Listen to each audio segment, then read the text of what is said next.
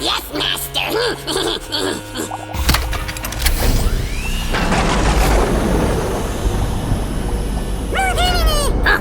Yes, master,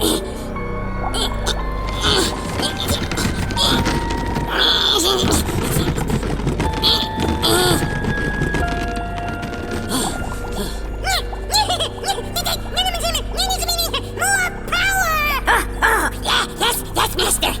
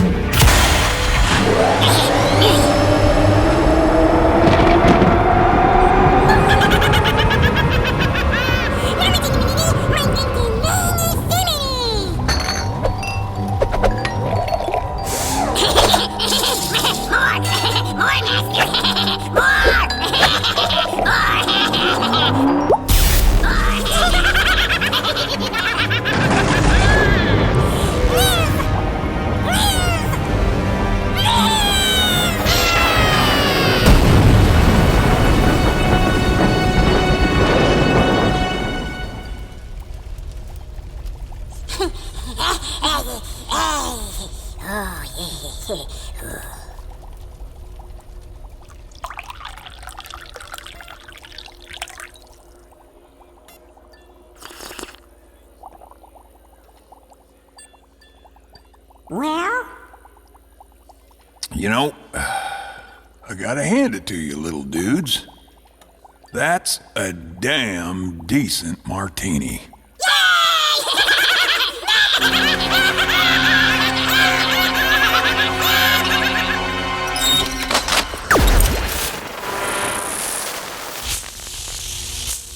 Fusebox.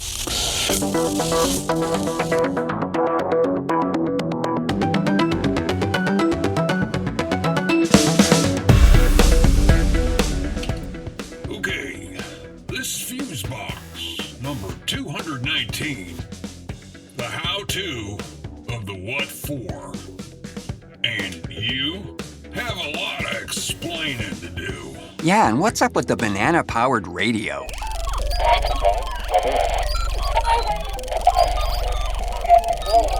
Yeah, but pretty good reception, though. Yeah. Well, hello, friends, and welcome in to this science-infused edition of Fusebox number 219, the how-to of the what for. And I'm your conducting research with low-budget orchestras host, Marc Rose, and over there, doing the deep dive into ancient and esoteric napping techniques is the microtonal man of mystery himself, the Archbishop of Amplitude, Milk Canes, everybody. Thank you, Kennedy. So, we're getting all, science-y and shit, huh? Well, yeah, because there have been a few developments of late in the grand and quasi-mysterious worlds of science that struck me as worthy of mention on our humble program here. Well, roger that. So will there be, like, beakers and test tubes and a lot of dry ice? Maybe some, blue lights? You know, I dig the hell out of that. We can get our sonic set designers right on that for you, Mr. Keynes. Beauty. Yeah. But before we jump into the deep end and get all sciencey and so forth, I wanted to mention an experience that I had this past weekend, and I recommend it as well. Oh, did you finally get to do that deprivation tank filled with Jell-O? No, not exactly. No. This was, however, a rather wonderful tonic for our times. Oh, it had booze involved then. No. Sorry, Mr. Keynes, I'm going to throw all the cards. It was a showing of James Hood's film, Beautifica. Wait, James Hood's? Wasn't he the drummer for the Pretenders? Correct, sir. Okay, well, congrats on knowing that lineage. Well, good. At least 2 brain cells are still working. well, as you know, after his work with the Pretenders, he did many things, but one of the projects he started was an ensemble called Mood Swings, which I guess you could say might be poorly billed as a New Age group. Personally, I think the work, especially Beautifica, goes well beyond those typical boundaries. Back in 2017, which was the date of his third album called Mesmerica, he decided to create a visual accompaniment to the work and invited the collaborations of several visual artists to create these 3D landscapes to go with the compositions. And later, I guess, this was formatted as a visual experience one would see at immersive dome theaters at planetariums. So Beautifica is a continuation of this idea, and it's pretty stunning to take in. I saw it at OMSI, the Oregon Museum of Science and Industry here in Portland, which was a planetarium dome theater. What I took away from this 1 hour experience only was, to say the least, mostly medicinal. Did you have to get shots? No. Let me explain. I really think that work like Beautifica, especially in our current time of agitation, an agitation which is seemingly enforced and oftentimes initiated by media of one sort or another, I think this is really a tonic for our mental health. Now, I really don't know if we all consider what all this puff and buzzle out there does to our daily consciousness and, more importantly, our subconscious minds. It does have an effect on our moods and our health. So in a way, this film was a brave step to take in the face of all this rabid negativity out there and say, okay, hey, time out. You know, take a deep breath and take a journey inside to reaffirm the things that truly are important, because the noise that is out there will endlessly be changing. But this thing might just cause you to refocus and recharge a bit. It certainly can't hurt. So, this was like those planetarium shows like in the 70s with the laser lights and... Well, happily no. This is quite the visual trip and beautifully rendered, both in computer-generated imagery and then actual imagery that has been tweaked a bit. It's immersive. You're oftentimes feeling like you're really moving, either up or along a path in this thing. And in some ways, it's almost like a guided meditation, as there will be very brief affirmations provided by James Hoods himself to add to the ride. Not a suggestion, by the way, of what to feel, but more a guide to the landscape. I just found it really interesting, too, that they made it a point to emphasize that there is no end result here. None that you're supposed to feel. It's your ride. Just go. Huh. I don't know. Might want to check that out. Oh, I think you dig it, man. But you better hurry, because at least here, they have extended the run throughout March of this year. I've got a link to it in the show notes to show dates and other info for other parts of the country. I know for here that there was a line to get into this thing, and frankly, that just filled me with joy. Yeah, kind of expect that out here, though, yeah? Yeah, perhaps, but still really good to see. Still really, really good to see. So highly recommend it. Beautifica by James Hoods. So, when we return, we'll take a splash into the science pool.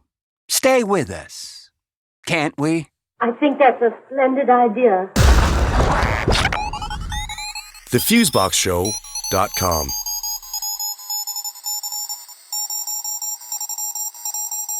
Welcome back, friends. Are you ready for some scintillating science? Is it scary? Well, this one might be a little stinky. Oh, bring it. The Hotwire of science. Friends, I have some urgent and odoriferous news. Livestock dung could be used to create the next generation of composite materials, such as plastic, recycled card and paper, or even concrete. However, it could also be used for the extraction of nanocellulose, a prospective, bio-based, and biodegradable material Of the future. Huh? Well, I guess we're all familiar with the fact that livestock dung is typically used as a fertilizer or as a source of biogas for green energy applications. But this study, led by scientists at Scotland's Rural College in collaboration with the universities of Bristol and Edinburgh, reviewed recent research into the development of high-value manure-derived materials from ruminant animals, such as cattle. Well, what they found was that dung has been largely overlooked despite the variety of different applications for recycled ruminant waste biomass. Overlooked, you say? Well, it's probably not the first thing you think of, I guess. Well, yeah, I suppose. Frankly, the main issue they have at the moment with the conversion process is, of course, as usual, the cost. It appears that it is, at least for now, a pretty intensive process to convert this stuff. Vijay Kumar Gupta, Senior Challenge Research Fellow at SRUC, said, given the demand for sustainable materials and the ever-increasing interest in nanocellulose research, it's highly likely that it will soon be brought out of the lab and into factories and everyday products. Nanocellulose, in combination with other materials such as polymers, metals, and ceramics, has huge potential for use in antibacterial agents, antioxidants, sensors, electromagnetic shielding devices, absorbents, in water treatment, fuel cells, electrochromic, and in biomedical applications. So there. Well, so now when we say that thing is really full of crap, it might really be. Now this one really gets the mind boggling, friends. So I might suggest you tighten your brain clamps.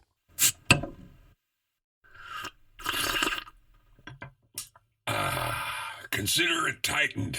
So when we look in a mirror, we're used to seeing our faces looking back at us, hopefully. Science informs us that the reflected images are produced by electromagnetic light waves bouncing off of the mirrored surface, creating the common phenomenon called spatial reflection. All right? Now, similarly, spatial reflections of sound waves form echoes that carry our words back to us in the same order we spoke them. Yeah, it's only when the echo is in somebody else's voice that it gets me. Yeah, modern-day dilemma, Mr. Keynes. Well, scientists have played around with the notion for about 60 years of the possibility of observing a different form of wave reflection known as temporal or time reflections. These are very different than the spatial reflections, which arise when a light or sound wave hits a boundary such as a mirror or a wall at a specific location in space. Time reflections arise when the entire medium in which the wave is traveling suddenly and abruptly changes its properties across all of space. At such an event, a portion of the wave is time reversed, and its frequency is converted to a new frequency. Are we talking 1 + 1 = aardvark? Yes, but also, Mr. Keynes, this creates a very interesting and, well, disturbing result. Up to this point, the phenomenon had never been observed for electromagnetic waves. The main reason, apparently, for this lack of evidence, according to the folks who study it, is that the optical properties of a material cannot be easily changed at a speed and magnitude that induces time reflections. Now, however, in a newly published paper in Nature Physics, researchers at the Advanced Science Research Center at the CUNY Graduate Center detail a breakthrough experiment in which they were able to observe time reflections of electromagnetic signals in a tailored metamaterial. Okay, stay with me. Andrea Alou, Distinguished Professor of Physics at the CUNY Graduate Center and founding director of the CUNY ASRC Photonics Initiative. Now, there's something that won't fit on a business card. She said, using a sophisticated metamaterial design, we were able to realize the conditions to change the material's properties in time, both abruptly and with a large contrast. So think of it like this. It's as if this effect they created forms like a strange echo in which the last part of the signal is reflected first. So in other words, if you were to look into a time mirror, your reflection would be flipped, and you'd see the back of your head instead of your face. In the acoustic version of this observation, you'd then hear a sound similar to what is emitted during the rewinding of a tape. Like, yeah. Holy carp. All right, and we need this why? Well, they say it will have enormous potential for the development of highly evolved wireless technologies and in what they call small, low-energy, wave-based computers. So data could travel faster over longer ranges and, of course, carry even more sophisticated information. Yeah, but will my head be backwards when using this thing? Only if you get too close, Mr. Keynes. And we close with this one. And I got to say, this is my fave for the lot here. Now, you know, we've been reading and hearing stories about how computers might at some point start incorporating organic circuitry, living tissue that provides the advanced connectivity that these speculative devices would require. Well, friends, enter fungal computing. Now, in a past show, we did touch on this, but now there's even something to see. Yeah, and it's on our website, too, in the new news section, right there at the Fuseboxshow.com. There is a link in the show notes to do that very thing, too. Perfection. So, it turns out that for nearly 2 decades, scientists have used tiny organoids, which are lab-grown tissue resembling fully grown organs, to experiment on kidneys, lungs, and other organs without resorting to human or animal testing, which is a good thing. More recently, some folks at Johns Hopkins have been working with brain organoids that promise to sustain basic functions like learning and remembering. So the plan is that by perfecting these biological hardware units, computers that run these modules could be, in the next decade anyway, begin to alleviate energy consumption demands of the ginormous supercomputing functions that are becoming increasingly unsustainable, I think. Now, this leads us to another branch of research utilizing the same organic approach, but this time with mushrooms. Mushrooms? So how's that work? You connect a hookah to the keyboard, or...? Yes, but not at all, Mr. Keynes. The Unconventional Computing Laboratory, real name, at the University of the West of England in Bristol, UK, has an actual video that takes us on a tour of their place. And as the camera kind of pans around this, well, at least at first, normal-looking lab space, we notice that on top of the rather cluttered desks, there are large plastic containers with electrodes sticking out of a foam-like substance and a massive motherboard with tiny oyster mushrooms growing on top of it. Holy carp! Yep. The idea here is to see if mushrooms can carry out computing and sensing functions.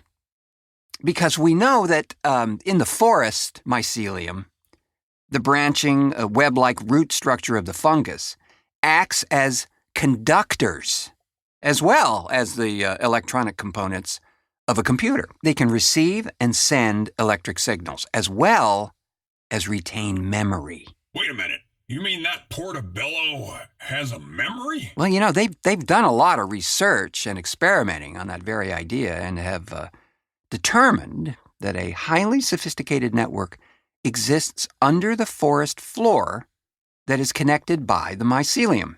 You know, you think of it like an organic Ethernet cable able to transmit and receive vast amounts of information, sometimes referred to as the Wood Wide Web. I kid you not. I saw what they tried to do there. A little science pun for you there. So part of the reason these things are being researched into is, when you think about it, it's actually pretty logical. Our traditional computers, they're going to see problems as binaries. Ones, zeros, on, off.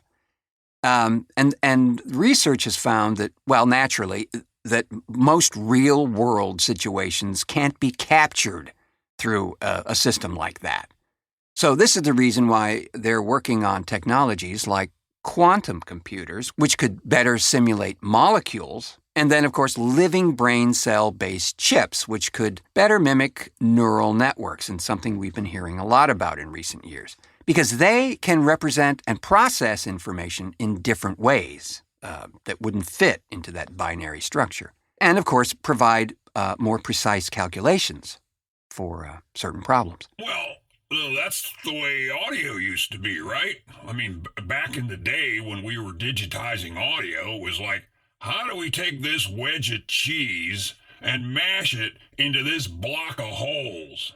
Well, first, the more holes you have, the more data will get through, right? Very well put, Mr. Keynes. Well, I try. Yeah.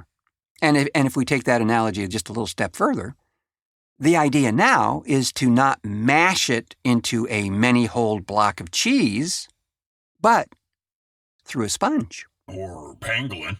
Not sure the pangolin would be very pleased with the notion.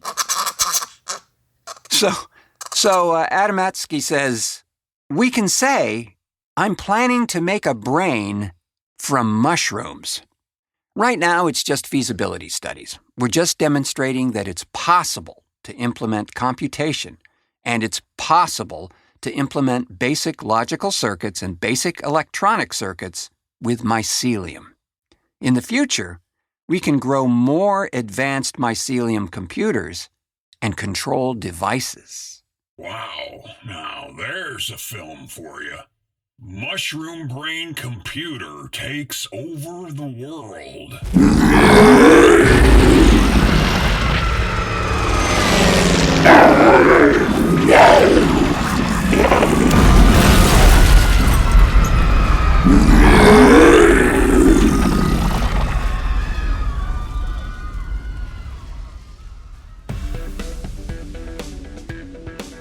Yes, and on that terrifying note, we'll call it a show, friends.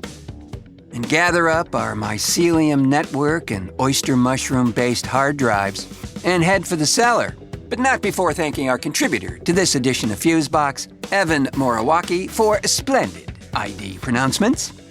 Thanks as well to the dictator of decibels, Milt Keynes, for technical assistance and so on and so forth. A pleasure as always. And folks, if you haven't as yet subscribed to this here show, well, now's a great time to do it.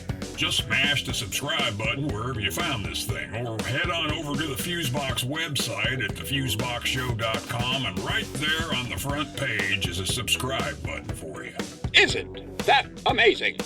You can also join the expectant crowd growing now over on our Patreon page at patreon.com/The Fusebox Show and get access to free swag, exclusive content, and so much more. And help us out at the same time. So it's win-win, as they say. So true. So very, very true, Mr. Keynes. And thanks to you all, friends, for pushing play on this edition of the show, We sincerely mean that. I have been your returning to the scene of the crime to do a few cameos host, Marc Rose, saying, until our next cartoon. Hey, Eco makes one hell of a martini, bro. Well, she said she was working something up in the lab.